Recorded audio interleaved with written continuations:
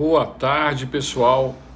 Aguardando aqui a entrada da turma para a gente tratar desses assuntos que vocês já viram aí no título, né?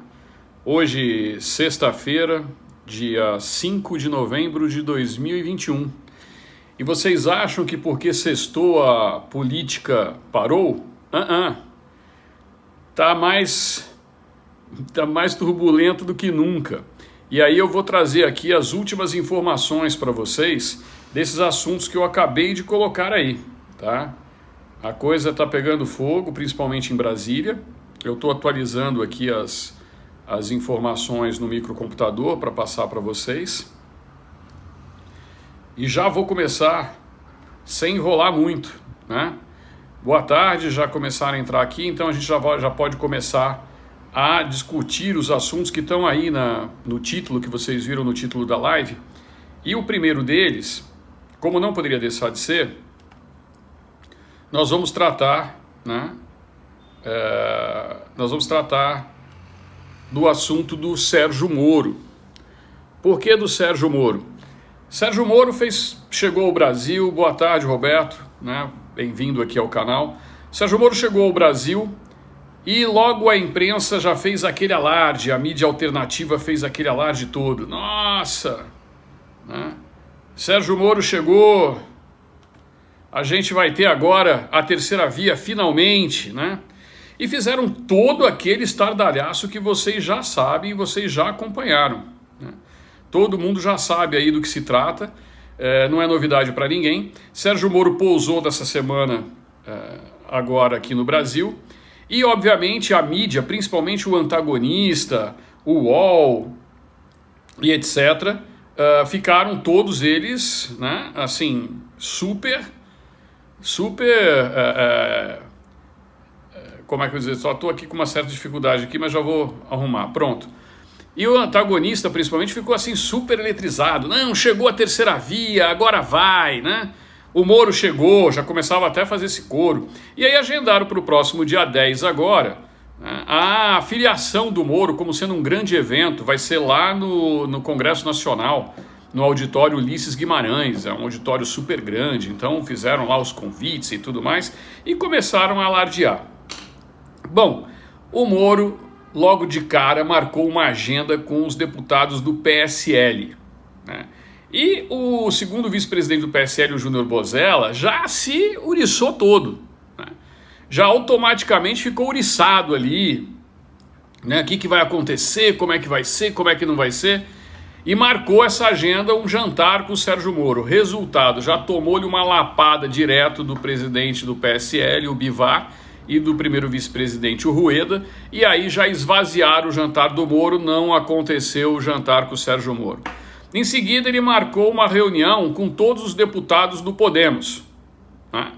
Marcou uma reunião com todos os deputados do Podemos, a mídia fez aquele estardalhaço, não, agora vai, Sérgio Moro chegou, resultado, só apareceu o líder da bancada. O Podemos é um partido de porte médio que tem aproximadamente 10 deputados federais na Câmara. Para que vocês tenham uma ideia, 5 são contra a ida do Moro para o partido. E ele está se filiando no partido e a mídia toda fazendo esse estardalhaço do Moro como candidato a presidente. Para não ainda deixar barato, o presidente Bolsonaro foi depor na Polícia Federal e lá ele deu um depoimento dizendo que o Moro o chantageou. Exatamente isso. O Eduardo Bolsonaro, para quem quiser ver, vai lá no Twitter do Eduardo Bolsonaro, acabou de twittar dizendo que o Moro impôs uma condição para a troca do superintendente da Polícia Federal na ocasião, que era de ele receber o apoio do presidente e ser indicado como ministro do STF. E aí a mídia já tratou de dizer, não, mas espere um pouquinho, ele tem um print da Carla Zambelli, a Carla convidando ele dizendo que ele não estaria à venda.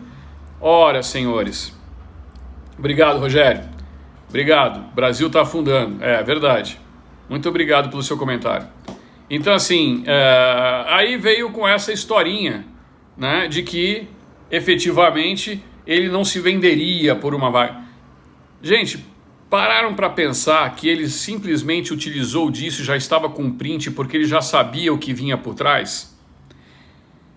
Ele é um juiz, trabalhou na Lava Jato, acostumado a lidar com bandido. Então ele vai lá e guarda justamente o print desta conversa com a Carla Zambelli para demonstrar, olha, tá vendo como eu sou santo, eu jamais fiz isso.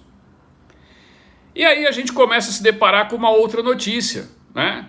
Além do Moro querer ser candidato à presidência da República, a gente vê o Dallagnol, o Deltan Dallagnol, né? Deltan Dallagnol, da Lava Jato, o procurador da Lava Jato, se desfiliando, ou melhor, saindo do Ministério Público, pedindo a sua exoneração do Ministério Público lá do Paraná e da Lava Jato, para ingressar na carreira política, né?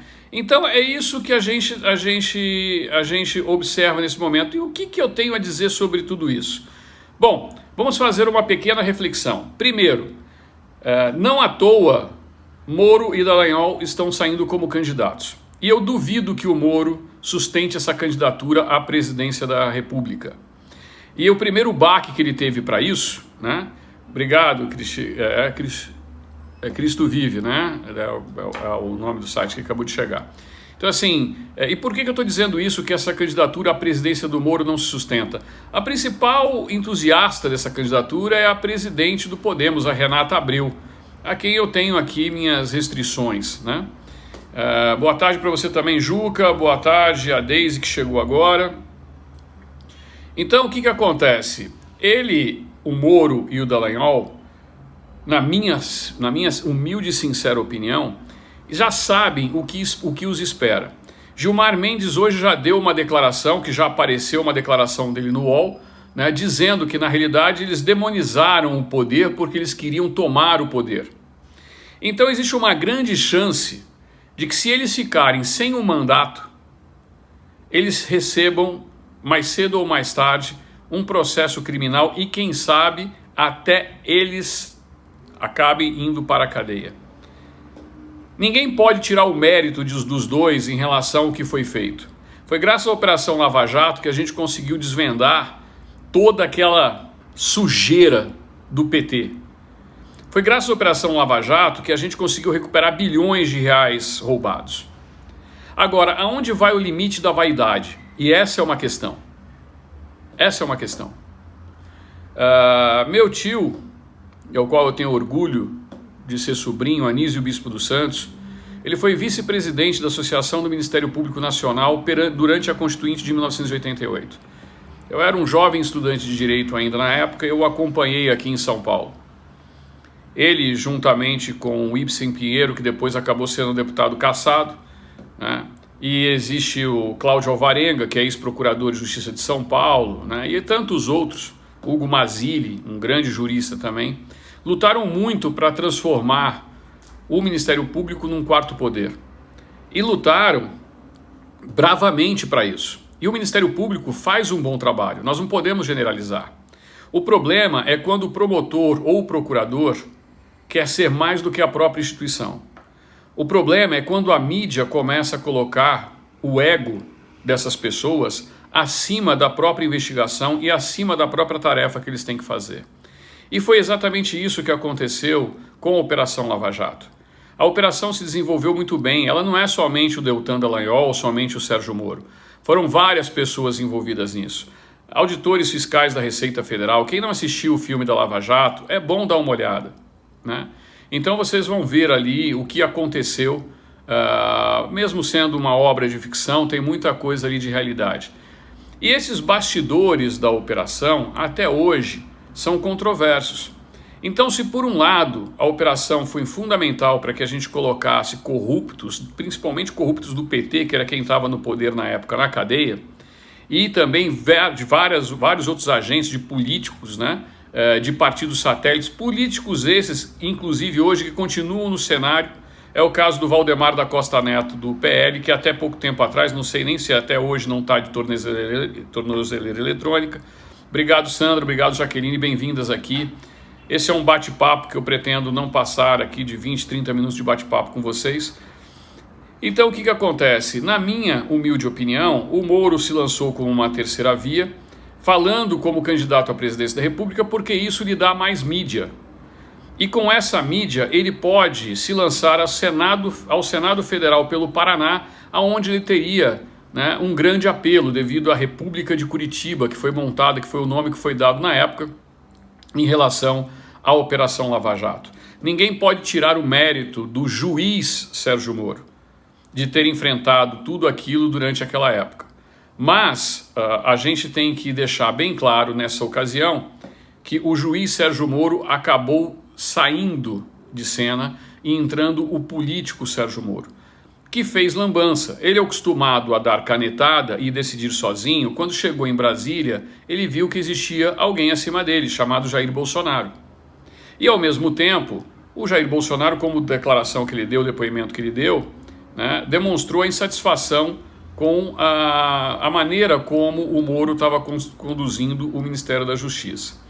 Então essa é a minha visão, de que tanto o Dallagnol quanto o Moro, e vocês vão ver, viu, outros procuradores do Ministério Público, outros agentes da Lava Jato, provavelmente vão se candidatar.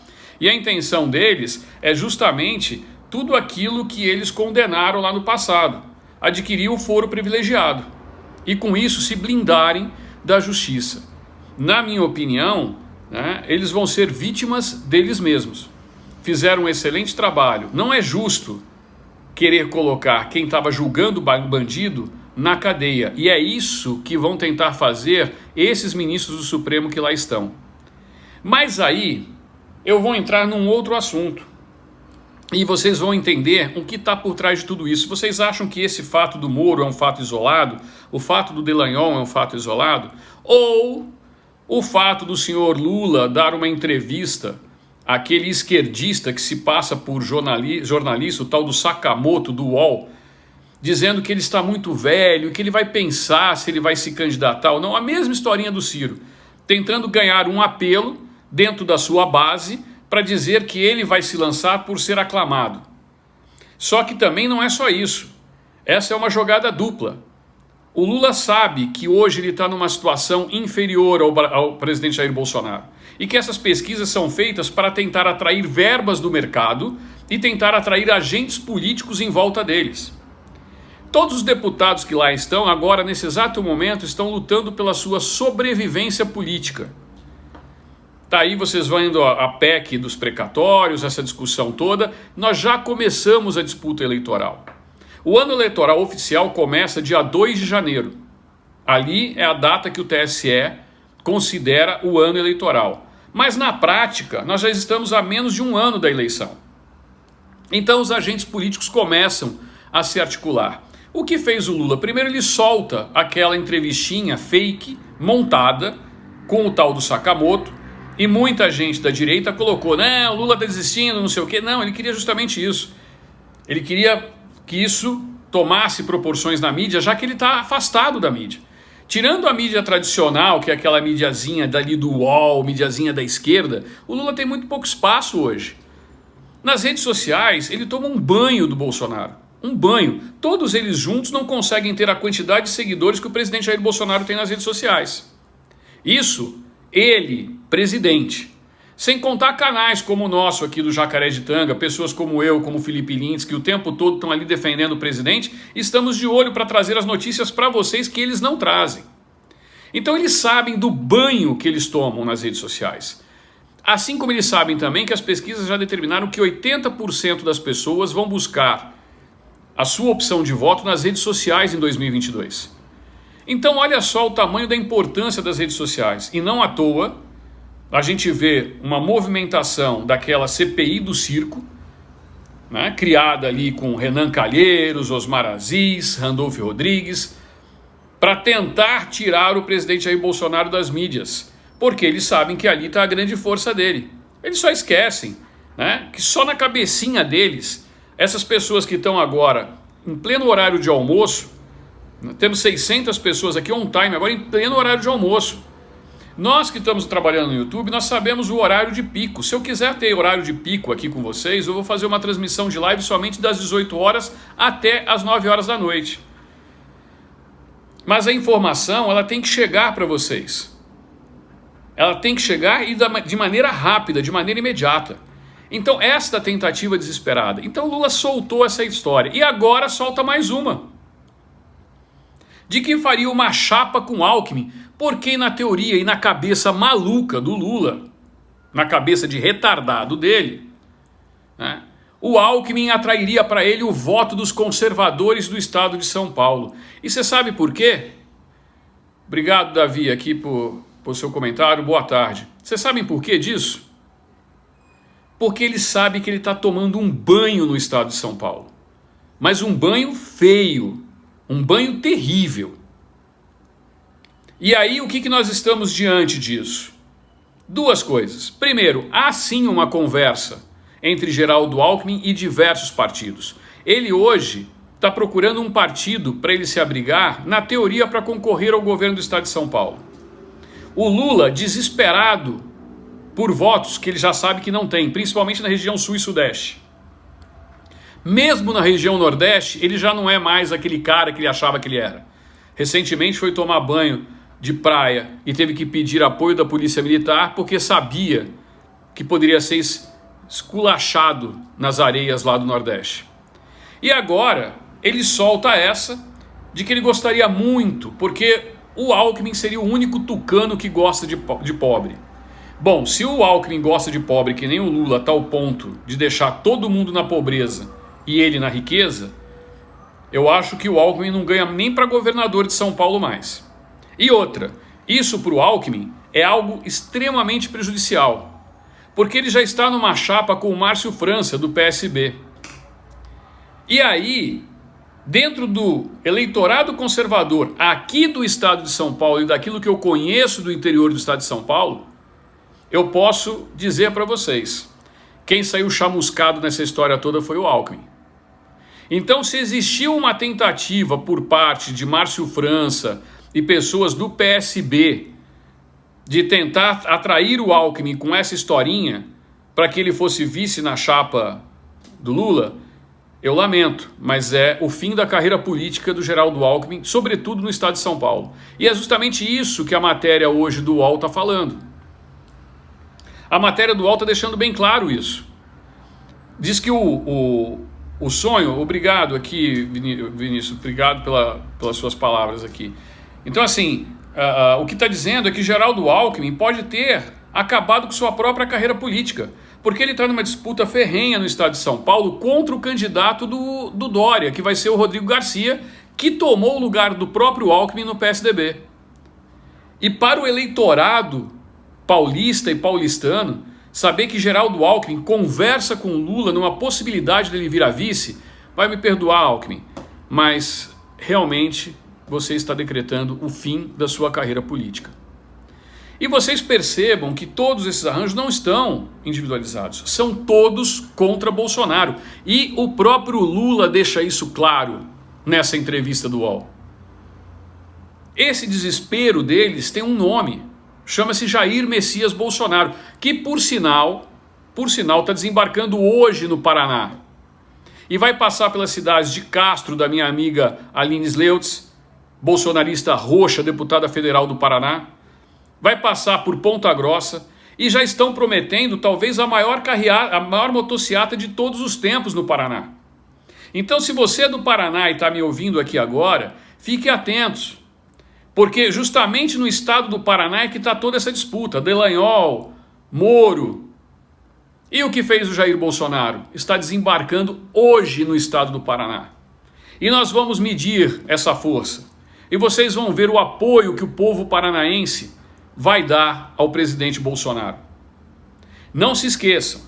Sim, ele vai para Curitiba também, Antônio. Vai para Ponta Grossa, vai para Gás e vai para Curitiba.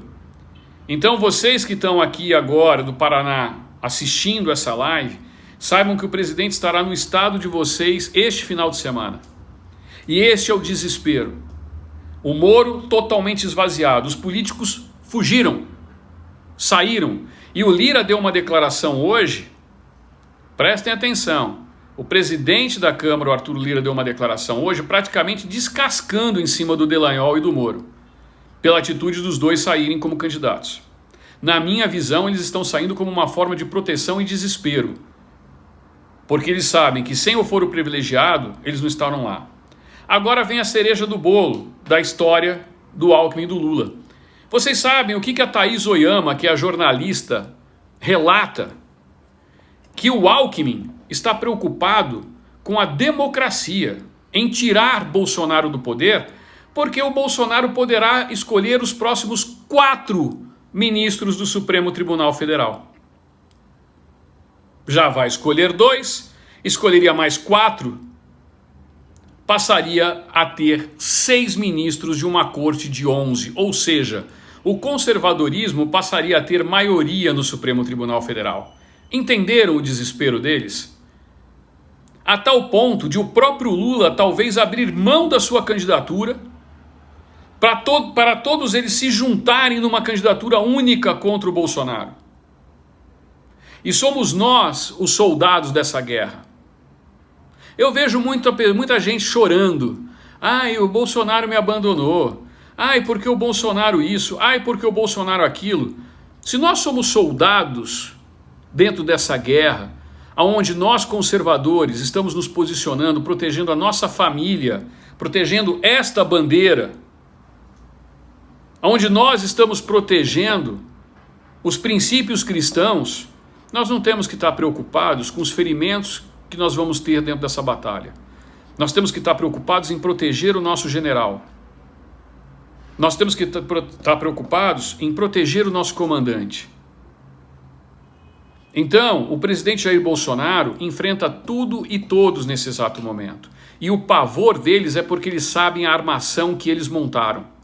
Eles tinham segurança. E esta é a frase do José Dirceu: nós iremos tomar o poder e não será pelo voto. Ele se referia naquele momento ao Supremo Tribunal Federal, que, pasmem, e aqui mais uma informação para vocês, chegou nesse exato momento uma ação da esquerda, e ouçam bem o que eu vou falar, esquerda, no Supremo Tribunal Federal, assinado por deputados de esquerda, e entre eles, Kim Kataguiri, pedindo a nulidade da votação da PEC dos precatórios. Olha só a chamada falsa direita, que muita gente caiu, mesmo a gente alertando na época. Muita gente caiu na onda desse japonês e daquele bando de sem vergonha do MBL. E agora estão todos eles contra o presidente Bolsonaro. E vocês já sabem o motivo. E aí vocês vão me perguntar, porque eu estou finalizando essa live, mas Kleber, o que tem a ver a Anitta com tudo isso? Absolutamente nada. Ela só está revoltada porque ela foi esquecida. E fez um Twitter dizendo que a imprensa brasileira não valoriza os artistas brasileiros porque ela deu uma entrevista num programa de muita audiência lá nos Estados Unidos chamado Light Show. Vai ver que o efeito da tatuagem no furico passou e ela está se sentindo abandonada nesse exato momento. Porque todo mundo está preocupado com o país e não com uma cantora em franca decadência chamada Anitta. Bom, pessoal, eu agradeço aqui desde já para vocês. A auxiliadora falando, eles não pensam no povo. Realmente, auxiliadora, eles não pensam no povo.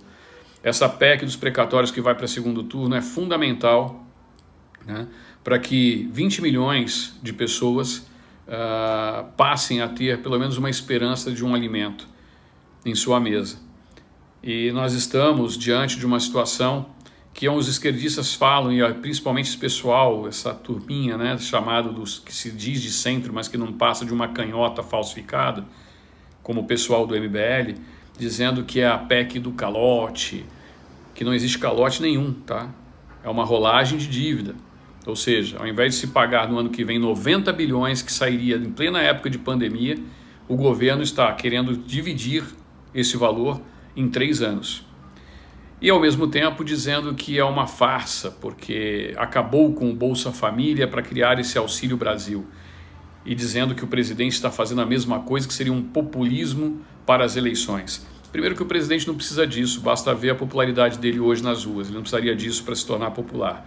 Segundo, que é como eu disse já na minha outra live, entre garantir o alimento e pagar credores, eu primeiro garanto o alimento dos meus filhos. E é isso que o presidente sempre falou, né? Brasil acima de tudo e Deus acima de todos. Essa frase é a que ele está mantendo agora, para o desespero dessa galera. Então não se esqueçam, fiquem atentos. Nós cobramos a deputada Carol de Tone, do Paraná, de Santa Catarina, desculpa, lá de Chapecó de Santa Catarina, e ela já refletiu e já falou que vai reverter seu voto no segundo turno da PEC dos precatórios, porque ela traiu sim a confiança de nós brasileiros ao votar juntamente com Gleisi Hoffmann, Jandira Fegali e Marcelo Freixo. Mas nem por isso nós deixamos de apresentar um vídeo hoje onde ela escracha com Gleisi Hoffmann e Érica Cocai na Câmara dos Deputados. Esse é o nosso serviço. Nós não estamos aqui para massacrar ninguém. Nós estamos aqui para alertar os eleitores e cobrar quem foi eleito. Não adianta ficar gritando Bolsonaro, Bolsonaro, Bolsonaro e na hora de votar, vota contra o presidente. Nós sabemos da importância de tudo isso e o que está por trás. E nós aqui do Jacaré não vamos nos furtar de trazer a verdade para vocês. Beleza? Bom, pessoal, meu nome é Kleber Teixeira, mais conhecido como Kleber Jacaré. Se vocês gostaram dessa live, não esqueça de deixar o joinha aqui e, ao mesmo tempo, de ativar o sininho para receber todos os vídeos e todas as nossas lives. O Lintz vai fazer novos vídeos agora, a partir já deve estar fazendo nesse exato momento, que vão ao ar daqui a pouco para vocês. Beleza? E se vocês gostaram desse conteúdo, não esqueça de ir lá e curtir também o meu canal no YouTube. Eu vou começar a postar agora vídeos e lives exclusivas para vocês, dizendo coisas que eu não posso tanto falar aqui no Jacaré. Então a gente vai falar, eu vou falar nesse meu canal, eu abri agora, é um canal recente, então eu conto com vocês para que vocês vão lá. Entre lá no YouTube, Kleber Jacaré, deixa lá, curta, ativa o sininho, que eu vou começar a entrar com vocês de segunda a segunda, trazendo a informação on time para vocês, também no meu canal particular. Tá bom? Bom, pessoal, fica aqui meu abraço, meu agradecimento a Marlene, ao Davi, aos esquerdistas que entraram aqui também para protestar. Vocês são sempre muito bem-vindos, porque vocês dão engajamento ao canal e com isso contribuem com a gente. Bom, a Dilceia também, com o presidente até o fim, o Décio, eu acho que é a Harlande e Leonor. E eu gostaria também de dizer para vocês que eu fico muito feliz que hoje, na madrugada, vocês não acham que a gente é louco? Às 2 horas da manhã nós estávamos trabalhando e recebendo mensagens de Nova York e de Perth, na Austrália. Então, aos nossos espectadores de todos os lugares do mundo, fica aqui o nosso agradecimento. Lembrando, Deus, pátria, família e liberdade sempre. E eles têm medo é de vocês. Forte abraço e até daqui a pouco, porque eu volto em live ainda.